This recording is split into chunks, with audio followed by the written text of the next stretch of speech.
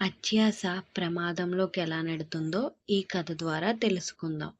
ఒక అడవిలో జిత్తులమారి నక్క ఒకటి ఉండేది. నక్కలు సాధారణంగా పులులు, సింహాలు వంటి క్రూర మృగాలు వేటాడి తినగా వదిలిన మాంసం, ఎముకలు తిని బ్రతుకుతాయి.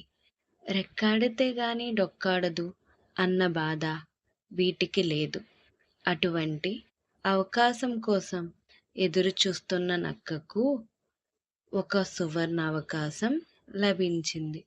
ఒక వేటగాడు వేటాడి చంపిన లేడిని భుజాన వేసుకుని వస్తూ బలిష్టంగా ఉన్న ఒక అడవి పందెం చూశాడు.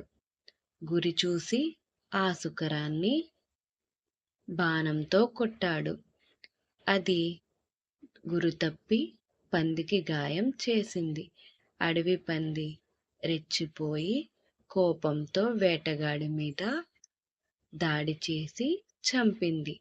తరువాత పంది కూడా చచ్చింది.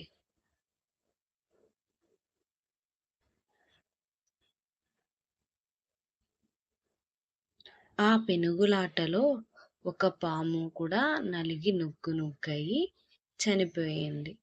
నక్క, ఎదురుగా చనిపోయిన పంది, పాము, లేడి, మనిషి కళేబరాలు ఉన్నాయి.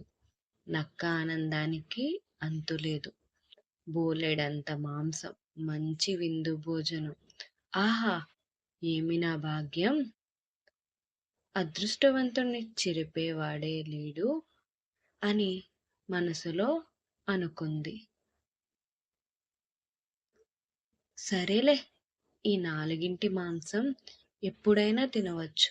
ముందుగా నారలతో తయారు చేసిన వింటి నారిని తింటాను అనుకుని వింటిని కాలి కింద పెట్టి నారిని కొరికింది.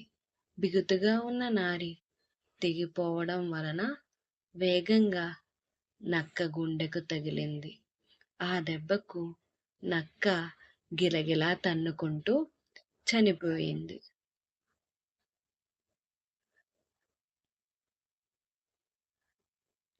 ఆశ అతిగా మారితే అన్నీ కావాలనుకుంటారు. ఉన్న వాటితో సర్దుకోలేరు.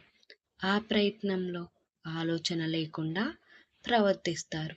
దానితో ప్రమాదం కొని తెచ్చుకుంటారు అనడానికి ఈ అత్యాస కథ ఒక ఉదాహరణ.